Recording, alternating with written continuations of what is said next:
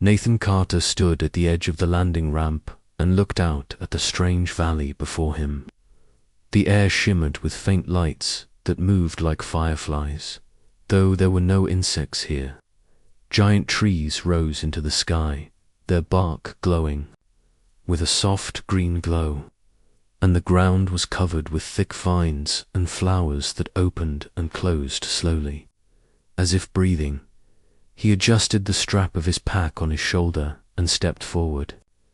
The ground felt warm under his boots, warmer than it should be, and the warmth seemed to rise up into his legs.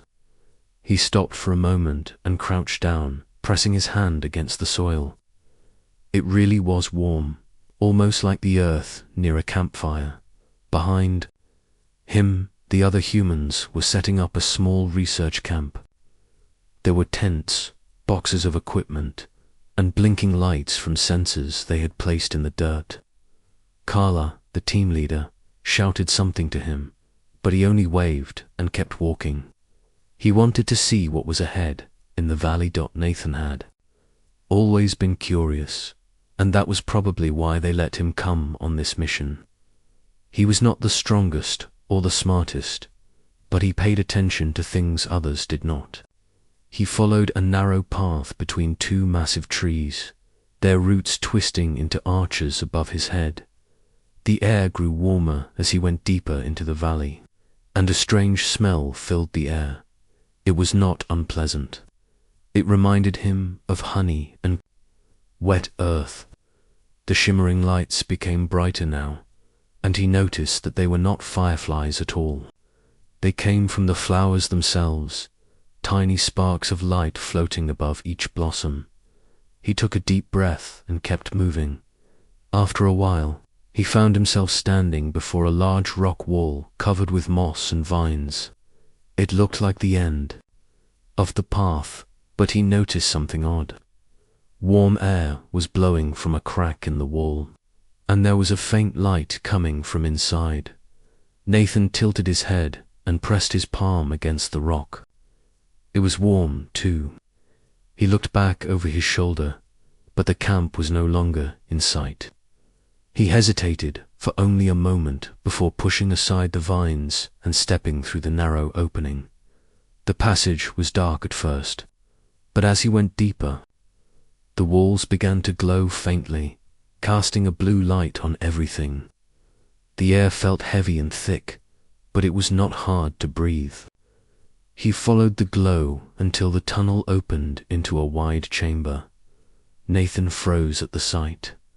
The chamber was huge, with a ceiling so high he could not see where it ended. Glowing plants covered the walls, and streams of water ran through the floor, in narrow channels. In the middle of the chamber stood a figure unlike anything he had ever seen. She was tall, easily twice his height, with a long, graceful body that shimmered like pearl in the soft light.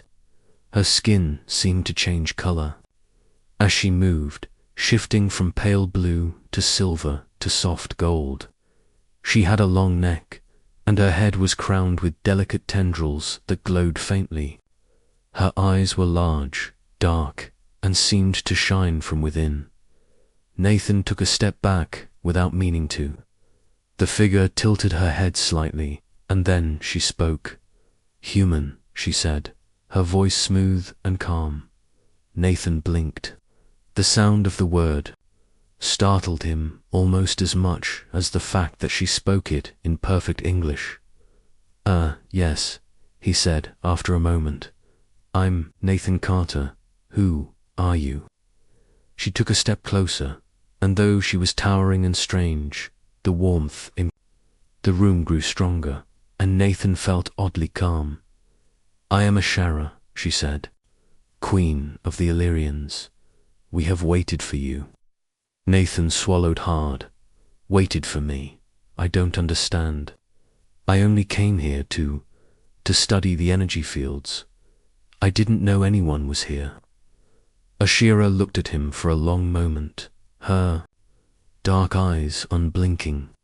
Then she lifted one long arm and gestured for him to follow her. Without waiting for his answer, She turned and moved toward the center of the chamber. Her steps were silent, and the air seemed to shimmer around her. Nathan hesitated, then followed. As he walked behind her, he noticed carvings on the wall's old markings that looked almost human. Figures with outstretched hands, circles and stars, strange animals. He reached out and brushed his fingers over one of the carvings. It was warm to Dodache, stopped at the center of the chamber, where a pool of water reflected the light above. She turned to face him and studied him closely. "We have watched your kind," she said. "For many generations we have waited for your return. We felt your warmth when you entered the valley." Nathan shook his head. "Return? I've never been here before. Humans have never been here before." Her eyes narrowed slightly, though she did not look angry. "You do not remember, but your warmth matches the cradle of my people. You have awakened something deep within this place. You cannot leave." Nathan stared at her, not sure he heard her right. "Wait, what?" I have to go back to my team. They'll be wondering where I am. We're only here for research." "I didn't mean to." She raised a hand, and he stopped speaking. "Your presence is not an accident," she said. "You are here because you were meant to be here. The cradle has called you back." Nathan felt a strange chill despite the warmth of the room. He looked down at his hands, then back up at the alien queen. Her gaze was steady and unbroken. He took a small step backward. "Look, I don't know what you think I am, but I'm just an engineer. I fix things. I don't belong here." Ashera tilted her head again, and a faint smile curved her lips. "You belong more than you know," she said softly.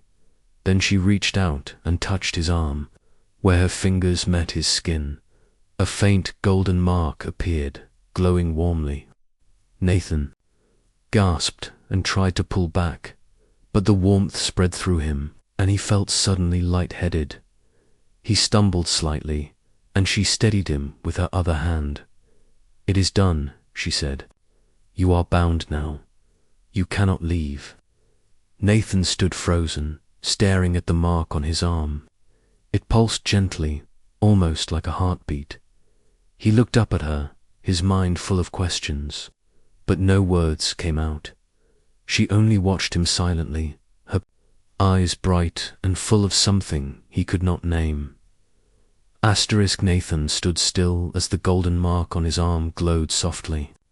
It felt warm, but not painful. It was like a small sun pressed into his skin. He stared at it, unsure what to do. Ashera lowered her hand and stepped back. She watched him with calm, steady eyes.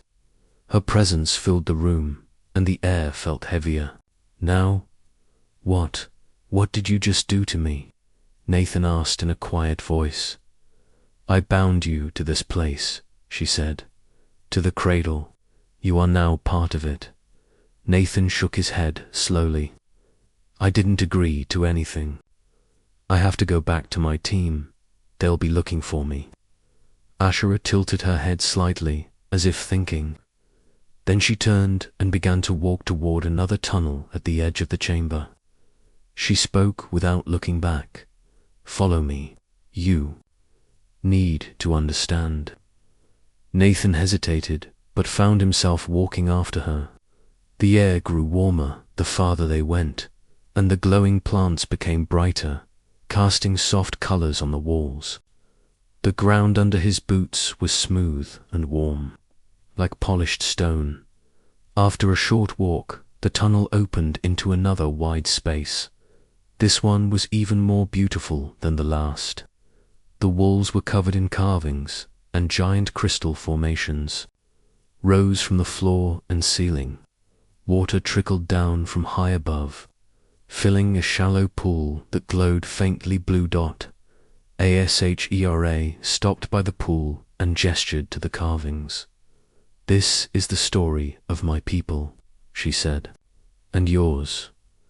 Nathan stepped closer and looked at the carvings. He saw tall figures like Ashura's kind standing next to smaller figures that looked like humans. They were holding hands, sharing what looked like fire and light. He reached out and touched one of the carvings. The stone was warm under his fingers. "What is this?" he asked. These look like humans." "They are," Ashura said. "Long ago, your kind came to this world. You gave us warmth and life. You woke the cradle and helped it grow. But one day you left, and we began to fade." Nathan frowned. "That doesn't make sense. Humans have never been here before. Just found this planet." Ashura turned her gaze to him, her dark eyes shining. "You forgot, but the cradle did not. It waited. And now it calls you back." Nathan backed away a little. "But I'm just an engineer. I fix machines. I'm nobody special." "You are human," she said simply. "That is enough." He looked down at the golden mark on his arm again. It was still glowing faintly, pulsing like a heartbeat. "You can't just keep me here," he said. "I have a job, a team, a life back home." Ashura stepped closer and looked down at him. Even though she was twice his height and her skin shimmered like light on water, she did not seem angry. Instead, her expression was almost gentle. "You cannot leave," she said softly. "Not now. Not while the cradle still needs you." Nathan swallowed hard. "And if I try?" Her eyes narrowed slightly, but her voice stayed calm. "You will fail. The cradle will not let you go." Nathan didn't know what to say. He turned away from her and looked at the carvings again. The humans in the stone looked happy. They were smiling, holding hands with the tall Illyrians, standing in the light. He didn't feel happy. He felt trapped after a long silence. Ashura spoke again. "You should rest. Your body needs time to adjust." "Adjust to what?" he asked. "To your bond," she replied. "The warmth of the cradle is inside you now. It will grow." Nathan sighed and rubbed his face with his hands. "This is crazy," he muttered. Ashura said nothing more. She only turned and began walking toward another tunnel. Nathan hesitated, but followed her again. This tunnel was longer and darker. At the end, it opened into a small chamber with soft moss covering the floor. The air was warm and smelled sweet, like flowers. Nathan stood in front of Ashura, feeling the weight of her words sink into him. "You cannot leave," the Illyrian had said. He had hoped she was wrong, but deep down, he knew she was right. Something inside him felt different, like a part of him was already tied to this strange planet. He turned slowly, looking at the valley around him. The trees swayed in the warm breeze, their soft glow lighting the path back to the camp. It was still a long walk, but he knew he wouldn't get far before the Illyrians stopped him again. Ashura's words echoed in his mind. "You are already part of us now." He shook his head, trying to push the thought away. He needed to find a way back. He needed to talk to his team, to Carla and the others. They would figure this out. He turned back to Ashura, who was watching him with her calm, unblinking eyes. "Look," Nathan said, his voice shaky. "I don't want any trouble. I just need to go back to my team. We're not supposed to be here for long. We're here for research, nothing more." Ashura did not respond right away. She stepped closer, her long, graceful form making the space around her seem even larger. "You do not understand," she said softly.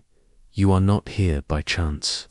The cradle has called you back, human, the cradle." Nathan asked, his voice uncertain. "It is what keeps this planet alive. It is the heart of Illyria, and it has been waiting for you, for your warmth, Ashera explained. When your kind left, the cradle began to fade.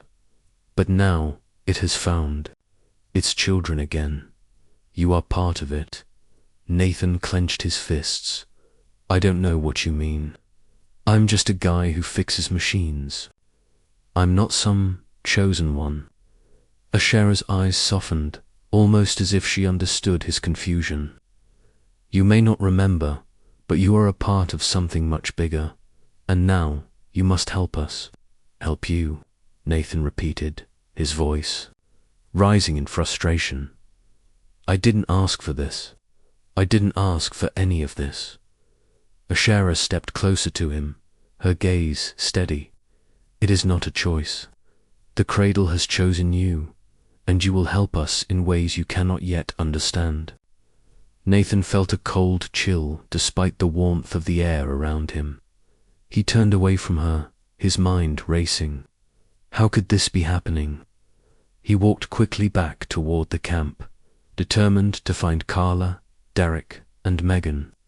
But as he moved, he noticed something strange.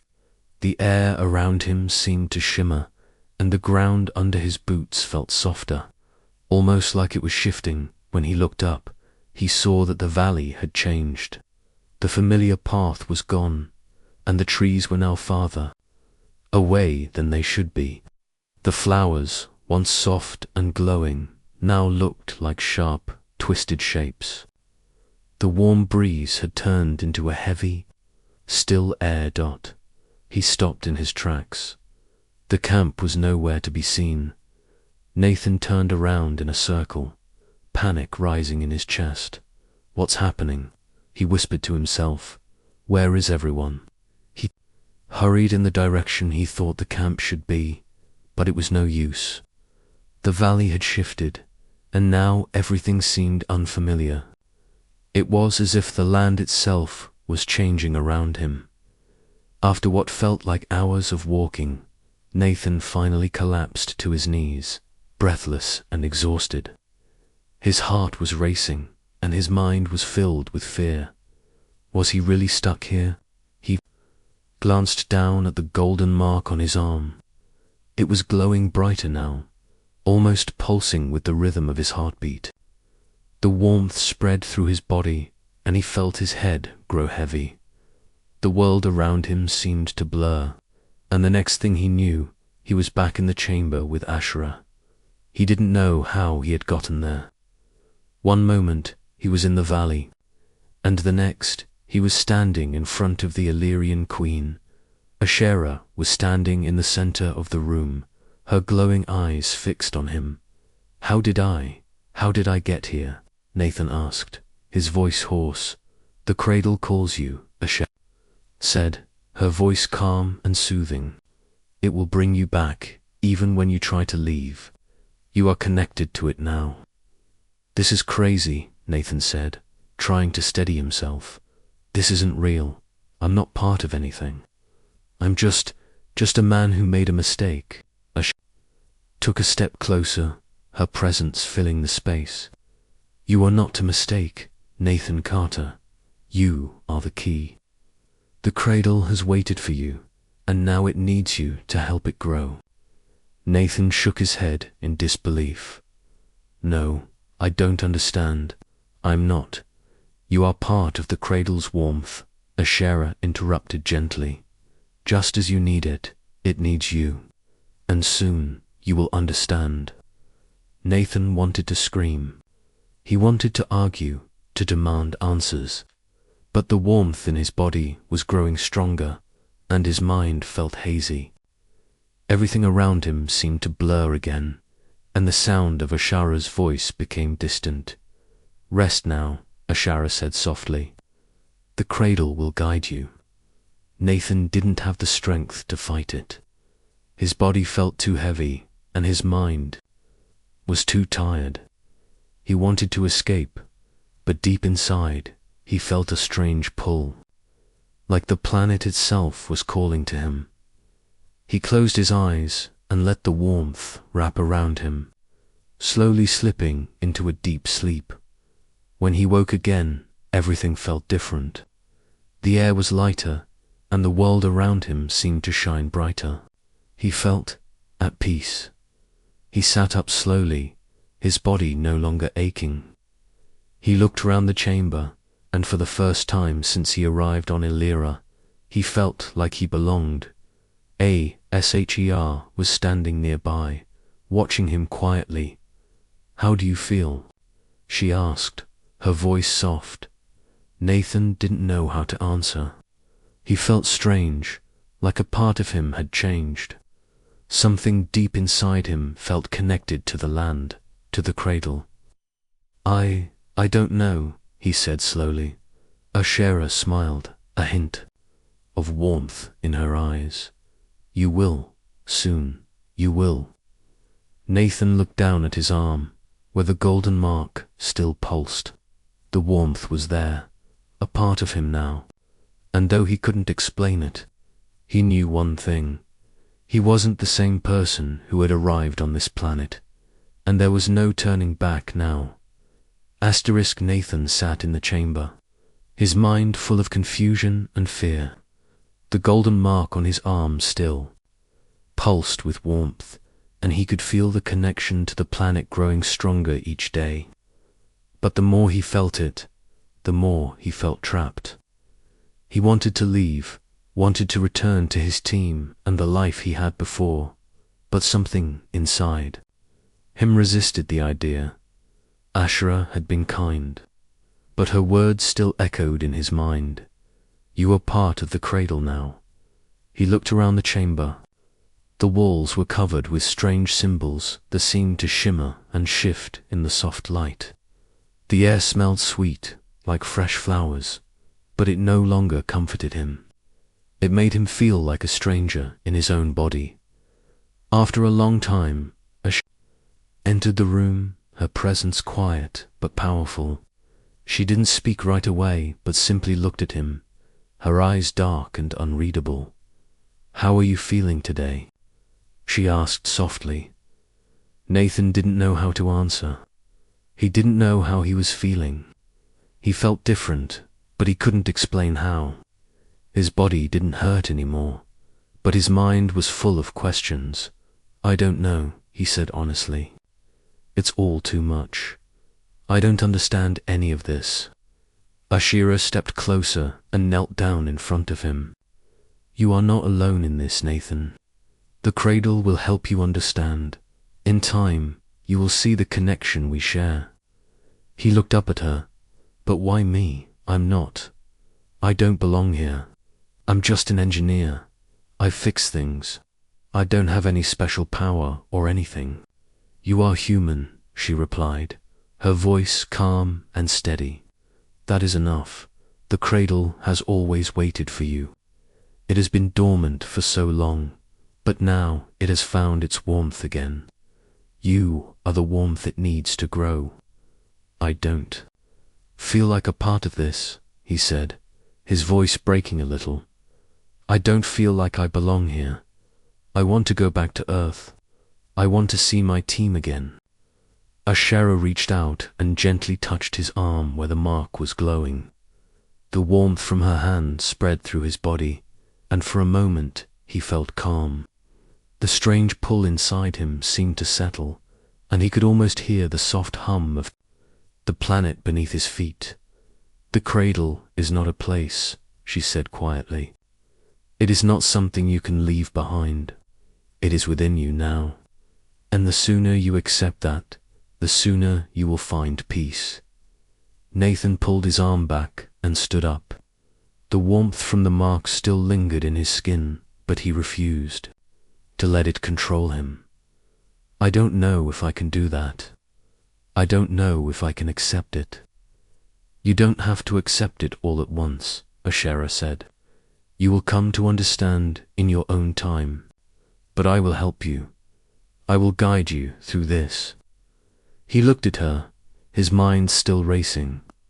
There was no denying the connection he felt, no denying that the planet was inside him now, but he couldn't bring himself to accept it. He didn't. want to be a part of this alien world. He wanted to go home.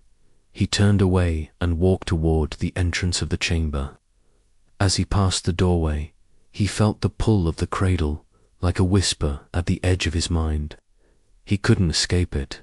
Where are you going? Ashira asked, her voice soft but firm. I need to clear my head, Nathan replied, his voice tight. I can't stay here. Not yet. Ashira didn't try to stop him.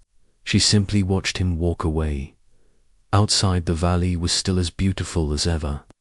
The trees shimmered with light, and the flowers bloomed in colors that Nathan had never seen before, but it didn't feel like home. It didn't feel right. He walked for what seemed like hours, not knowing where he was going. The warmth from the mark on his arm never left, and the more he tried to ignore it, the stronger it seemed to grow. He wanted to run, to escape, but his legs felt heavy, like the planet itself was pulling him back.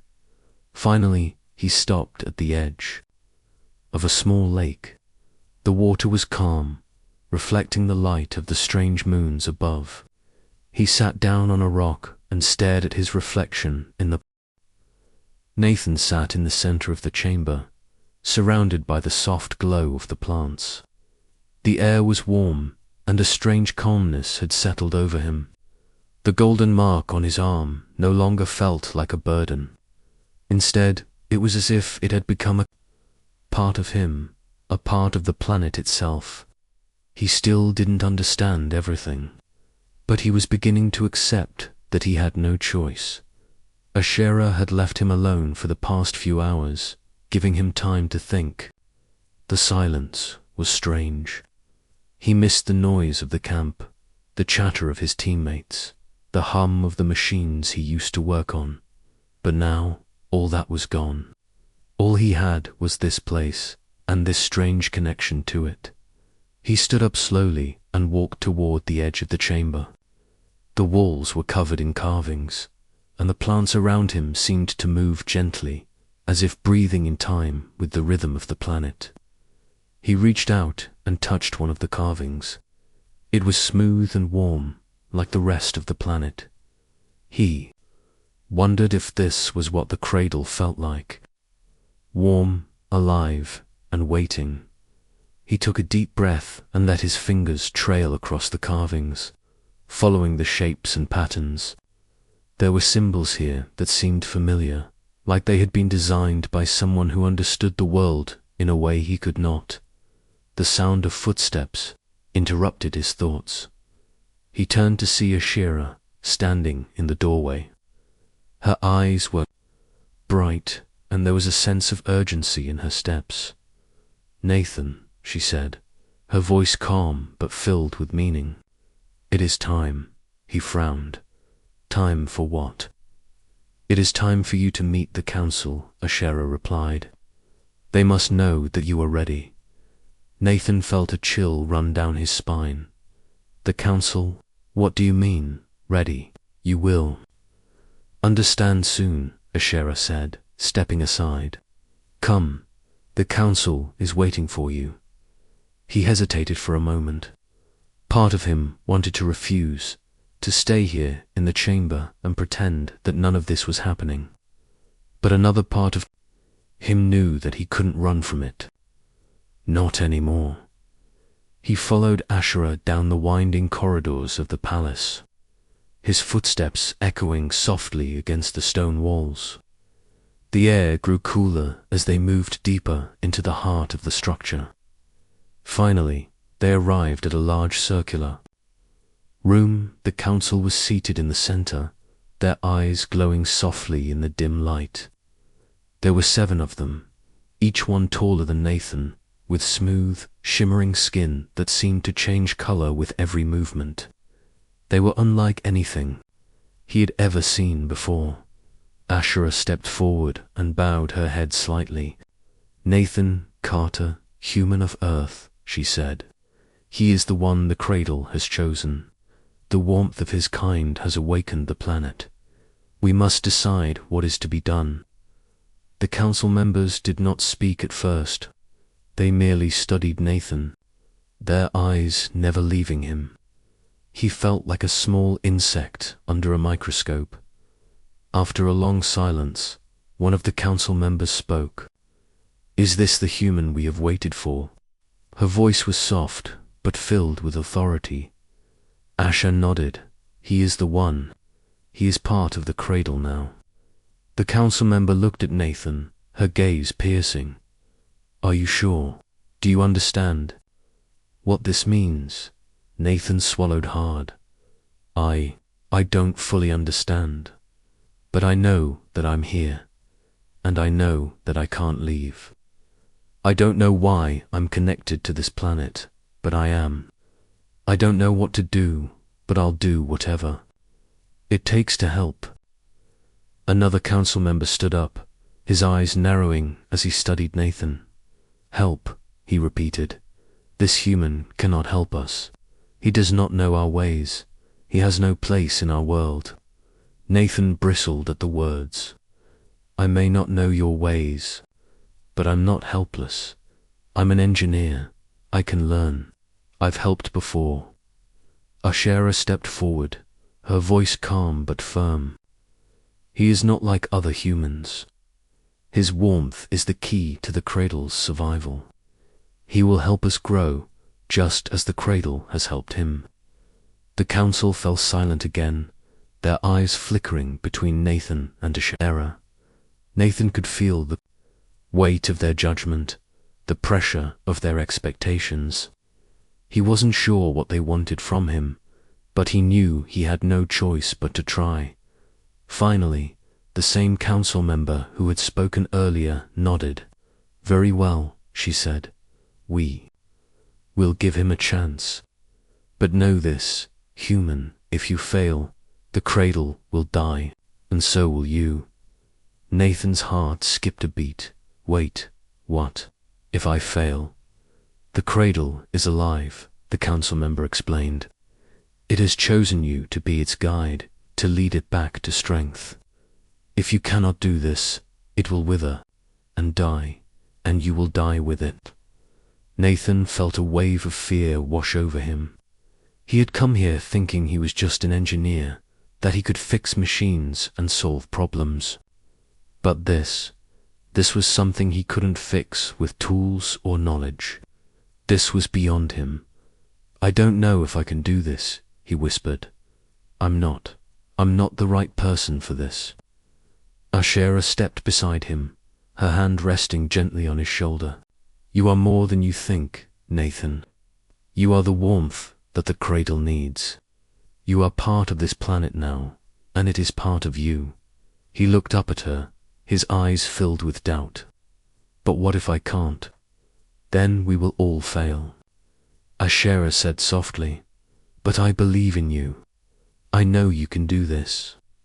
Nathan took a deep breath and nodded, though the fear still gnawed at him. "I'll try. I'll do whatever it takes." The council nodded in agreement, and one by one they rose from their seats and left the room. Ashera stayed behind, watching him closely. "You will begin tomorrow," she said. "The Cradle will show you what you need to do." Nathan nodded, again his mind swirling with uncertainty. He didn't know what the future held, but one thing was clear. He was no longer just a man from Earth. He was now part of something much bigger. He wasn't sure if he was ready, but he had no choice. Nathan woke early the next morning. The air in the chamber felt cooler, almost fresh, and the faint light of the glowing plants gave the room a calm, soft look. He sat up slowly, his body still heavy from the long night.